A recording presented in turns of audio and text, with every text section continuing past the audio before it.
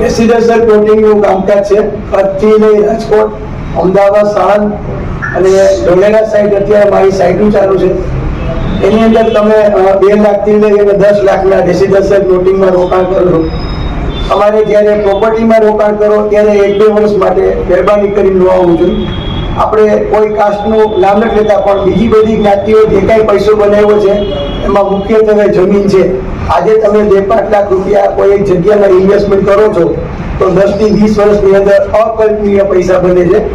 પણ એવું નથી કે આજે પ્લોટમાં રોકાણ કર્યું ને 5 વર્ષમાં 3 ગણા 4 ગણા થયા. મારી પાસે હમણાં એક ગુજર ક્લાયન્ટ આવ્યા હતા કે 2 વર્ષ પૂરતા પૈસા છે, પછી છોકરીને ઉભરી આવું છે, તમે તો પ્લોટ ન લેતા, કારણ કે એવી રીતે પ્લોટમાંથી તાત્કાલિક આપણે નીકળી ન શકાય. એના માટે આપણી પાસે બીજો બિઝનેસ છે મ્યુચ્યુઅલ ફંડ. બરાબર, મ્યુચ્યુઅલ ફંડથી બધા પરિચિત છો.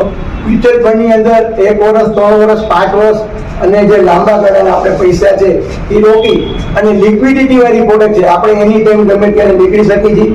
બજારની ચઢ ઉતર જાતી હોય, ટૂંકા ગાળા માટે થાય છે. પૈસા તો મારા ડૂબતા નથી, તમે એમાંથી ખાસ આવી શકો છો.